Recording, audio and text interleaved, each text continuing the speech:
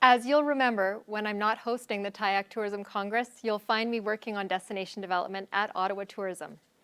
Ottawa Tourism works with more than 450 tourism members to promote Canada's capital at the regional, national, and international levels. And every single decision we make is data-driven. What does that mean? You're about to find out.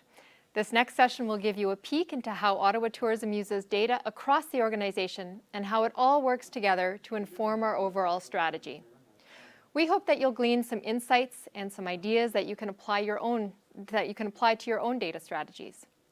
Please welcome my boss, Ottawa Tourism President and CEO, Michael Crockett, to highlight how we use a variety of data sources and business intelligence tools to inform our strategies. Comme je l'ai mentionné auparavant, lorsque je n'anime pas le congrès touristique de la ITC, je travaille au développement de la destination à Tourisme Ottawa. Tourisme Ottawa collabore avec plus de 450 membres du secteur du tourisme pour promouvoir la capitale du Canada à l'échelle tant régionale et nationale qu'internationale. Chaque décision que nous prenons est fondée sur les données. Comment cela se traduit-il? Vous allez le découvrir dans un court instant.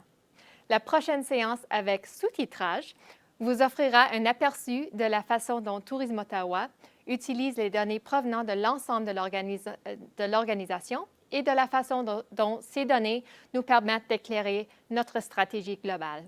Le président directeur général de Tourisme Ottawa, mon patron, Michael Crockett, soulignera la façon dont nous utilisons diverses sources de données et divers outils de veille stratégique pour orienter nos stratégies. Take it away, Michael. Thank you. Thank you so much, Catherine. Without a doubt, the best MC the Tourism Congress has ever seen. So thank you so much for that introduction, Catherine. And as a past board chair of TIAC, I'm really proud to be here today to share with you some of the ways that we use data and business intelligence in Ottawa Tourism as one of our primary drivers to help us make smart business decisions. The title, Data is Greater Than Opinion, comes from a story told to me by one of our board members. Back in the day, I'm told that the board of our organization often spent too much time in meetings arguing about whose opinion was right in terms of how the company should be approaching the market. And I'm told the conversations got pretty heated, lots of raised voices and passionate people. But what a waste of time. If the data had existed, those decisions could have been guided by data, research, and analysis. And it's our goal here today to tell you a little bit of a story about why we're having this conversation, why we're putting a bigger focus on data and research than in the past. And for us, it's partly about helping us decide in a very logical, measurable way how and where we focus our resources. As with your organizations, we're asked to do a lot. We have high expectations put on us, and frankly, we can't do everything. So we have to decide, and we have to make smart decisions, and we have to be able to defend those decisions. We have to ask ourselves, what can we control in theory, and what do we need to know, and how do we get at that information?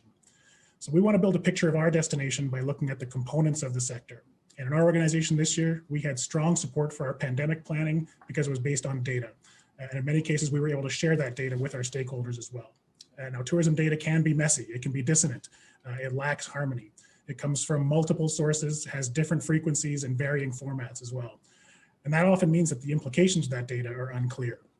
But that also drives our need to get smarter, to get better and more collaborative. And speaking of collaborative, a number of my colleagues have helped with the planning and execution of this presentation: Mary Sayowicz, Sylvie Theriault, Rosalind Smith, and our colleague Tim Bain, who leads our business intelligence initiatives. And he's really the brains behind this operation. And he's in the chat room right now and ready to answer your questions during this presentation. So we're very fortunate to have Tim as part of our team. He's certainly at the top of the list in terms of people in this country who are passionate about data and tourism. So Tim and I will also be in our virtual booth immediately following this session during the networking break from 2:15 to 2:30 for anyone who wants to continue the dialogue. So we have to recognize that there are limits as to what we can do. There's so much data coming at us every minute of every day that we literally could not handle it all. So we need to figure out what we can actually do and where we fit. And where do we fit? Every player in the travel and tourism journey is collecting, using, and sometimes disseminating data of some sort. As a DMO, we interact with a lot of these players. We acquire data from some of them. We wish we could acquire data from others. And we have to try to cut through it all to figure out what's available and what actually makes a difference to what we do for our stakeholders. And today we measure a lot of stuff. On the left are some of the sources that we use to acquire some of that data that's generated throughout the travel value chain. And on the right are some of the KPIs that we report to our board or other stakeholders, or just that we measure internally. There's certainly many more sources and many more KPIs out there. This is nowhere near an exhaustive list. And for us, business intelligence is about three things. It's technology. Let's obtain, process, and utilize information to improve our decision-making. It's about business processes. Let's use that information to just be better at what we do. And it's about organizational culture. Let's embed business intelligence into our team and to our culture. And for us, it helps to have the right people who value data and analysis and a board who supports us being a data-driven organization. So given all that, we're trying to build a very useful data infrastructure in our organization, but there are weaknesses. And this image really spells out what can happen if that weakness is exploited or if it fails. And I'll come back to this in a few slides because we have identified some of these weaknesses in what we're building. One source of really cool data that we have been using for a few years is provided by Arrivalist. It helps us gauge the effectiveness of some of our marketing. And if you're not familiar with how Arrivalist does this, it's through pixels in our marketing that indicate that your device has been exposed to our marketing. And then if that same device subsequently arrives in Ottawa, we can count you as an arrival that has been exposed to our marketing. And one use for this data is to determine the relative number of arrivals that different platforms, campaigns, and media generate.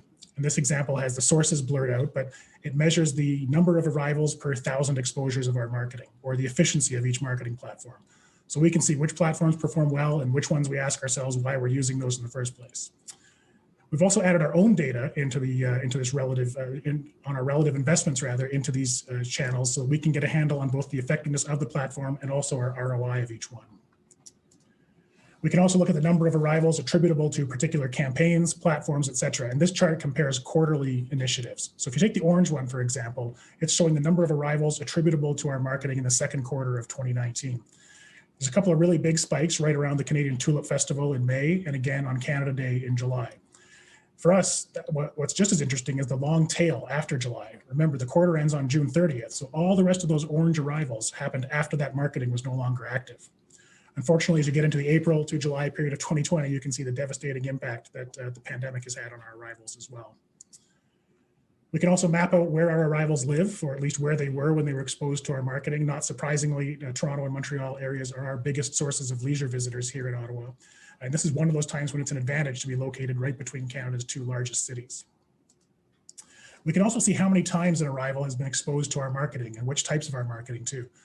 So the top example here was a person who was exposed to our marketing about a dozen times between April and June before arriving on About Canada Day.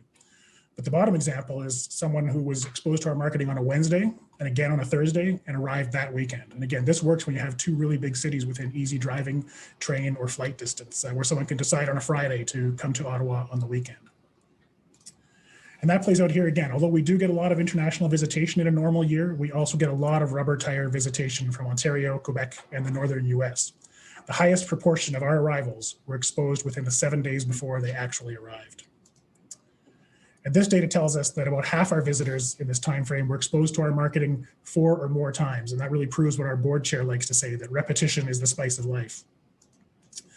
And one of the ways we use data is to track the success and patterns of major events held in our city. Our historical data tells us that Ottawa, especially downtown, tends to do great during the week, but a little softer on weekends. And so what can we do with that info? Well, we can help plan big events on weekends. So let me take you through a couple of examples. TravelClick provides us with forward-looking booking data for hotels in our city. So for example, we can look forward to see what weekend bookings are looking like for Winterlude, our major winter festival takes place in February each year. And this graph shows the forward-looking occupancy for all of Ottawa over the individual dates of Winterlude weekends in February 2020, so earlier this year, before the pandemic. We took a look at it every 2 weeks in this example, starting at the beginning of December. Not surprisingly, bookings got stronger as the event got closer.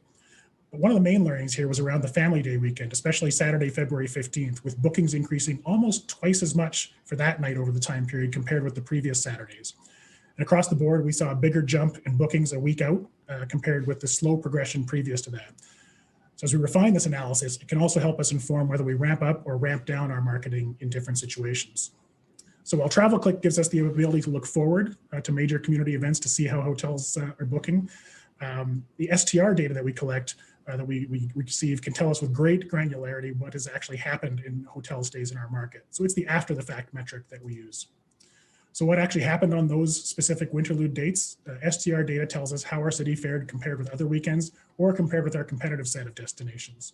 And check it out, on Winterlude weekends in 2020, we actually outperformed our comp set every single night.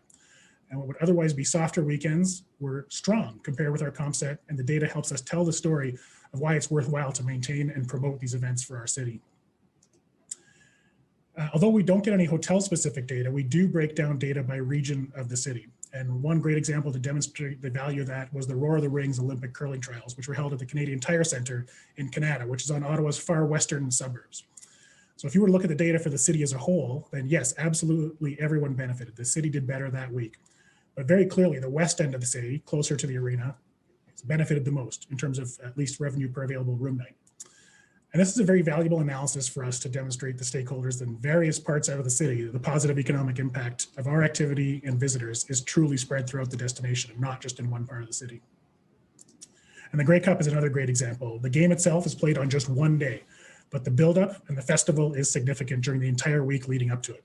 And this chart shows the citywide revenue picture for hotels. And of course, because we don't have comparable data for restaurants and retailers, but we can say with some certainty that the whole community benefited from the Grey Cup. And similarly, every year, Canada's largest defense and security trade show is held at the EY Centre near Ottawa's airport. It's a midweek event, and the data really shows the incremental business that comes to Ottawa over and above an otherwise normally busy weekday in May. But it's just a trade show, right? How significant could it actually be in the big scheme of things?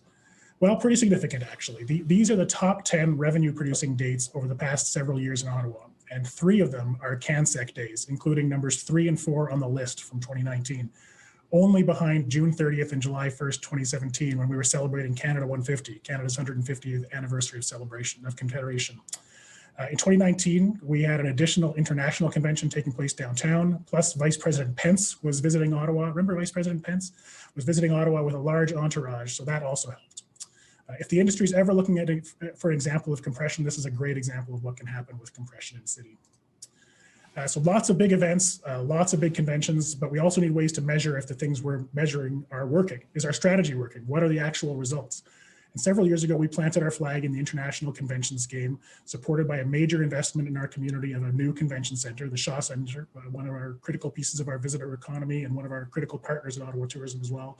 And we think the city punches above its weight internationally now. And the results from ICA show that we have delivered. We've moved up to number 12 in North America for international conventions, tied with Los Angeles and San Francisco, if you can believe that.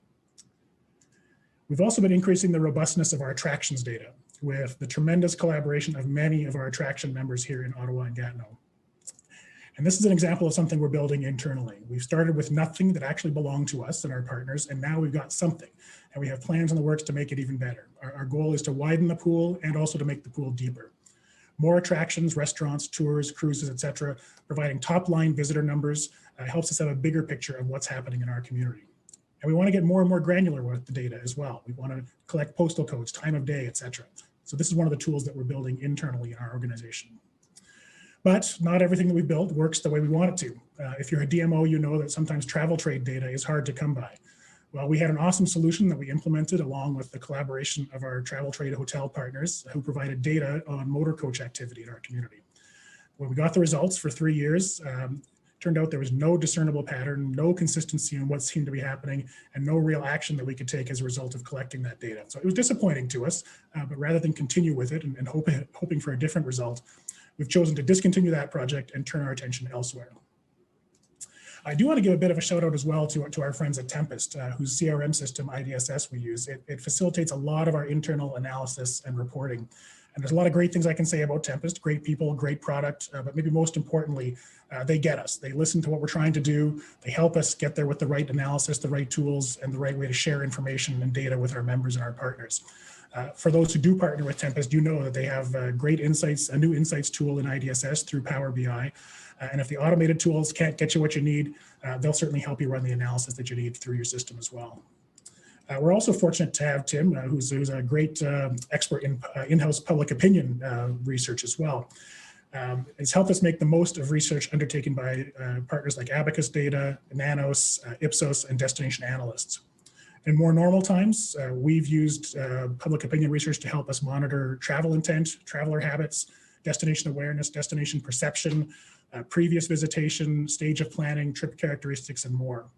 During the pandemic, this type of data has really helped us understand trends related to when people were ready to see travel marketing again, and how welcoming our region would be to travelers from other parts of Canada. And both our provincial government here in Ontario and Destination Canada have really undertaken some critical work in the area of public opinion research during the pandemic as well. Our province's Minister of Heritage, Sport, Tourism and Culture Industries, the Honourable Lisa MacLeod, has not only spearheaded some of the research that's been made available to the industry, but she's also become the industry's biggest advocate at the provincial level as well. And I'm not sure we could ask for much better of a partner than Destination Ontario has been for us. Lisa Lavecchia's team provides us with tremendous research that helps us out, and she's been unbelievable in terms of helping her partners in Ontario adjust to COVID, and hopefully soon the post-COVID world too. So between the Minister and Lisa Lavecchia and Beth Potter's team at TIAC, we've got great partners at the provincial level, and we're very grateful for that. I know Chance and Sarah from Destination Canada are also presenting here at the Congress along with Google, and I can't wait to see that. But I will say thank you to Marcia and Chance and the whole DC team. They've been great to work with. They're always great to work with. And this year they've been extremely flexible and accommodating and figured out what was needed to get through this pandemic in terms of shared data and research. And we're also grateful to have access to the visitor intelligence platform and the Explorer Quotient info. One quick example of how we sometimes use some of the visitor spending data. This just shows, for example, how Australians spend their money in Ottawa compared with the national totals. We can use trends like these to tailor our marketing to the specific characteristics of different market segments. One of the things I'm most proud of is a homegrown data initiative with a local company called Micrometrics. We've partnered with them on a mobile survey tool that's been deployed at a number of locations around the city. In fact, if you've departed Ottawa International Airport in the last year or two and connected to the Wi-Fi there, you've probably been prompted to participate in this survey. The main metric is a Net Promoter Score, one for visitors and one for locals. We also have it at museums and also working on other locations to gather data as well. And I mentioned previously the potential weaknesses in our infrastructure that we've identified. Well, this is a great system that we have set up. We originally had set it up at the Rideau Centre in Ottawa's downtown shopping centre. And that was our original weak point, because if that had been removed, we didn't really have a plan B at that point in time. But luckily, we had collaboration with the airport underway, and we have lots of other partners who are helping to host this survey as well. And it gives us a ton of great data that we can slice and dice. This is the dashboard that we get from that data. Aside from the Net Promoter Score, we get visitor origin info, length of stay, purpose of visit, ad recall, where they stayed in Ottawa, how they feel about Ottawa, whether it's their first time visiting, and more, all in a survey that takes an average of 31 seconds to complete. And we're now asking residents how comfortable they would be seeing Ottawa promoted as a destination. And we're asking visitors who are now going back home how they felt about health and safety measures taken in our city. And if you're interested, here's what our Net Promoter Scores are. Very, very positive scores from both visitors and residents. We're proud of that as well. Now, I'm a former aviation guy, and I love aviation data. And some of the data that IATA provides can tell an interesting story. And this is from a couple of years ago. We tracked our top international origins of air passengers using IATA's data. And the results weren't too surprising. Most traditional markets are in there for us, or where there's a strong visiting friends and relatives component, like, say, Lebanon, where there's a lot of Lebanese origin citizens in Ottawa. We also tracked our fastest growing international source markets using multiple years of data, and we removed those places where the numbers were so small that it really skewed the data. But these results revealed some interesting findings. When we combined the two data sets, they revealed even more. There were really only two countries that were both among our largest source markets and our fastest growing, India and the Netherlands. So we dug a little deeper into that data. We asked ourselves, what else we know about visitors from India to Ottawa? And without data, we probably would have made some assumptions, like India is mostly VFR visitation to Ottawa. And turns out that would have been a wrong assumption. In fact, according to our Wi-Fi survey, a separate source of data that I outlined a few slides ago, a higher proportion of Indian visitors travel to Ottawa for business than from other more mature markets like Germany, the UK, or China. The Netherlands data also helped support our decision to take a tourism and trade mission to Amsterdam, Rotterdam, and The Hague last year, led by our mayor, Jim Watson, who is, bar none, the best mayor for tourism in the country. And during this mission, we signed 3 MOUs, including this one with the Hague Convention Bureau. And prior to COVID, we also increased the presence of our Dutch tour operators in the city, and we've landed a major international convention, partly as a result of this mission. Coincidentally, that convention is the International Statistical Institute World Statistics Congress. I'm not making that up. We've tied new data sources to metrics that are important to our international or to our organizational strategy. So for example, TSI Live measures the Tourism Sentiment Index in online conversations, helping us take the pulse of both locals and visitors. And this is especially important right now as we see some volatility in traveler and local sentiment. We've also got some really smart people who take some deep dives into our data. And this Facebook analysis was put together by Megan Peckford, our Assistant Director of Marketing. And in comparing different types of Facebook ads, we can look at how many people clicked and how each compares with the industry benchmark. And in this analysis, we did well. We beat the industry benchmark. What was the cost of a click though? Well, again, in this case, we were paying more than the industry benchmark for each click. So not so great in that analysis. But we also measure which ad they clicked. So in this example, these are 3 different images, all from the National Gallery of Canada. And you can see that one significantly outperformed the other 2. So running 3 different sets of creative without determining which one's performing best is definitely a missed opportunity, as it doesn't identify and optimize the ad buy for the best performing ad. So we do A/B testing to help our creative achieve the best results. And by looking deeper into the demographics, we learned that our Facebook marketing was resonating with the higher end of our targeted demographic. The highly targeted creative message for art enthusiasts, coupled with the interest targeting, generated more positive results. The more general seasonal video performed well, but the data showed us there's definite value in stronger targeting and matching the creative message to that targeting. The gaps on this screen told us, though, that we might also need to develop different creative aimed at younger demographics and run separate targeted ad groups for that. We also saw that most of the audience was viewing the Facebook advertising on mobile devices, underscoring why all our creative has to be mobile friendly and designed with the mobile user in mind. The data also informed us that we need to pixel all of our Facebook ads to build specific targeting pools based on who's interacting with the advertising. Some really, really cool stuff here. And this is one of the things that also gets me really excited, when we can geofence some of the small locations and put them together to get a bigger picture in our city. So this also enables us to compare different parts of the city as well. Geofencing event and festival locations will help us get the composition of attendees, which we can use to help us calculate the economic impact of these events even more precisely to help our operators. And thanks to the MobileScapes app in Environics Analytics and Vision software, we can learn about the characteristics of the people who visit these areas, and we can work together to be super targeted in our marketing. And I'll close off by mentioning a couple of data-driven initiatives we executed here in 2020 during the pandemic, really focusing on trying to support and encourage hyper-local tourism. We launched the My Ottawa Pass in June, offering discounts and deals at over 80 local businesses, all accessed in a 100% digital and contactless way, and with every piece of it being measurable. The data proved the program's success to businesses, and as a result, we extended it for an additional month, and we added some new offers from businesses who really saw the value in it, but had missed out the first time around. About 8 million impressions were generated through the marketing for this, driving tens of thousands of click-throughs and about 10,000 people walking around Ottawa with this pass in their pocket this summer. And thousands of redemptions took place at all the participating businesses. And we're really proud of this one and supporting our community's Shop Local initiatives here in 2020.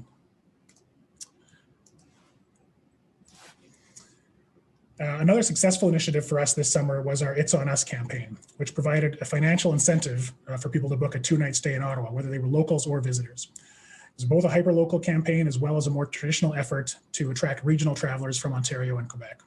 The incentive was a prepaid Visa card. And one of the concerns that we had heading into the campaign was that visitors might pocket the Visa card and go and spend that back home in Toronto or Montreal, rather than at Ottawa-based businesses as we intended. One more time, the data came to the rescue. The program we used provides excellent data on where the cards were used and how much was spent right down to the specific business. The top 10 non-hotel locations where the cards were used are on the screen, with every one of them being an Ottawa business, with the exception of Skip the Dishes. But we still think that was used as an intermediary to support local Ottawa businesses as well. To see so many local restaurants, bars, and attractions on the list, again, makes us really proud that we were able to play a little bit of a role in kickstarting some spending in our community this year, when so many businesses needed the support. So on a scale of 1 to 10, I'd say we're at about an 8 in terms of really becoming a data-driven organization. There's still some great things that we want to do. We're working on building out stakeholder data sharing. We need to future-proof our data solutions.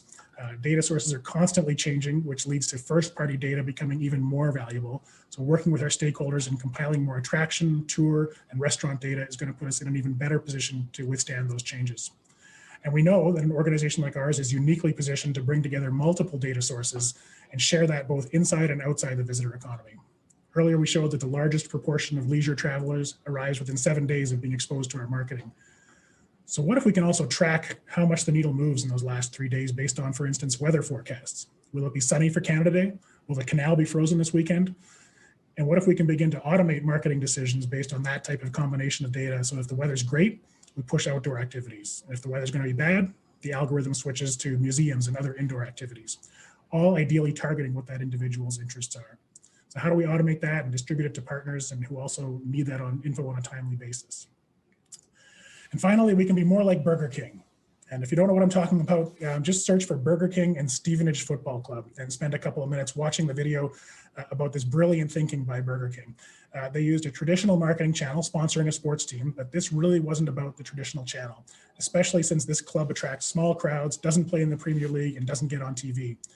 Burger King was actually tapping into a key demographic through video gaming, all of which is incredibly measurable. And to prove the point, during this campaign, more than 25,000 goals during the FIFA 2020 video game season were shared online, 1.2 billion impressions, and Stevenage became the most played team in FIFA 2020's career mode, not Manchester United or Liverpool or Real Madrid or Barcelona, Stevenage.